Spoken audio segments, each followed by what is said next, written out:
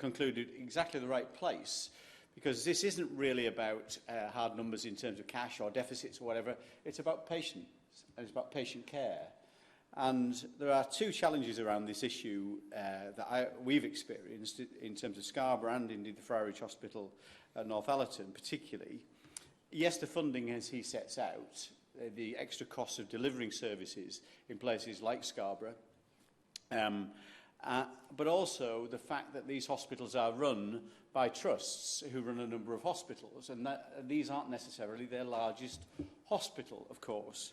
And what the trusts do, because they're faced with these extra costs of running these hospitals, there's a natural tendency, of course, then just try and centralise care in one of the other hospitals.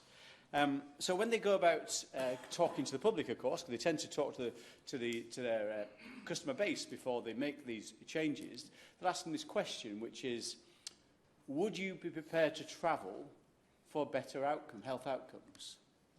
Who wouldn't say yes to that? Of course, but it's pretty much a leading question.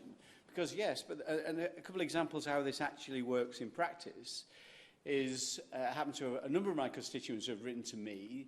One who had to go to York Hospital from Scarborough, didn't have transport, didn't have a car, had to go to York Hospital from Scarborough for a 7:30 appointment in the morning to a treatment for a brain tumour, 7:30 in the morning, and then was discharged at 11 o'clock that night without transport. So it is not just the fact you have to travel for the extra care. It's not just the fact that you are deprived of care locally for this treatment that would have been available at Scarborough at one point. It is the fact there is no real consideration of some of the challenges about living in a rural area. Some of my constituents have had to literally travel to York from Scarborough, from the East Coast, from Filey, in my patch, and go and stay in a hotel overnight because there's no public transport to get to an early morning appointment in York Hospital. So there's some really direct consequences of the centralisation that happens. He's absolutely right, and this challenge may be seen as even greater than ours in rural parts of North Yorkshire. I mean, it's a natural tendency, of course, in any organisation. If you're sat in a larger hospital in York, you think, well, let's have all the services over here. It's easier to employ consultants here.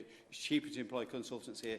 The centralisation is easier, but it's much worse for patients, of course. That is not fair on the patients, both in terms of the complexity of travel, but also in terms of the local community. So the trust that runs my hospitals in my area principally is the York NHS Foundation Trust. It runs the Malton Hospital, Scarborough Hospital, and Easingwell Hospital, which is a small cottage hospital called St Monica's.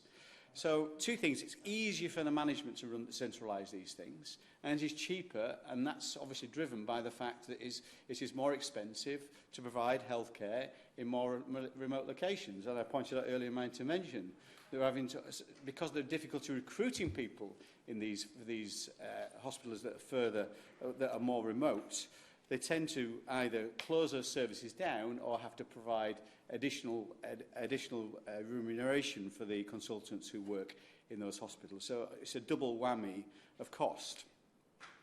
The other issue we have in my constituency is Scarborough to, if you look on a map, Scarborough to York, for example, Scarborough Hospital to York is 40 miles, and on a good day it'll take you an hour to get on that, travel the A64, which is a single carriageway for most of its stretch all the way to York. But many times, of course, it is log jammed with traffic, and it's subject of many pleas to my honourable friend, the former Chancellor, but also to many others in terms of dualling of that carriageway, which hopefully we'll get in the not too distant future. But this is serious stuff, of course, if you're looking for emergency treatment.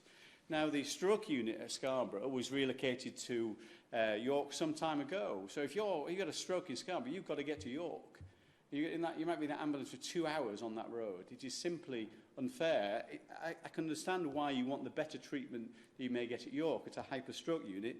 But nevertheless, there are some direct impacts potentially on people's healthcare when you have these kind of facilities, services being centralised in a more remote location.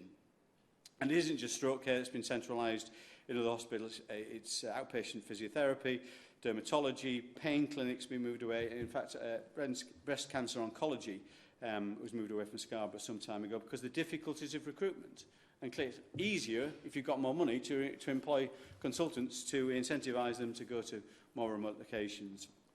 Indeed, the Friarage Hospital on North Allerton, which is, again, my honourable friends, the member for Richmond's patch, the A&E there, I'm going to talk about, was downgraded to urgent care treatment, and he'll talk more about that. And again, one of the reasons behind that, of course, we were told that it's more difficult to recruit, I think, anaesthetists, I think, in that particular occasion. So all this, it is services being closed down, either completely. The Lambert Hospital in Thirsk, in my constituency, which again was a respite care and elderly care, again was completely closed down because they couldn't recruit in those locations. But the suspicion was, of course, our suspicion was, the Trust didn't really try all that hard to recruit people in those locations because it's more difficult to run services in these remote locations.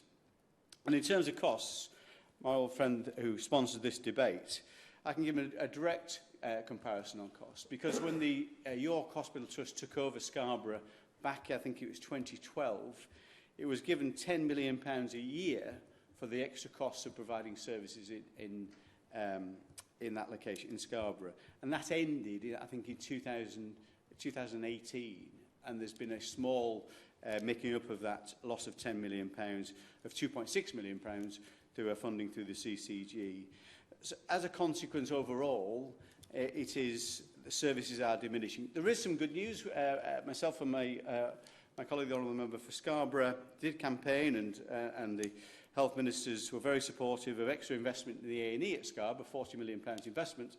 But nevertheless, there are some real concerns about services that are reduced as a consequence of this underfunding. I would really like to hear from the Minister exactly what we're doing about it now.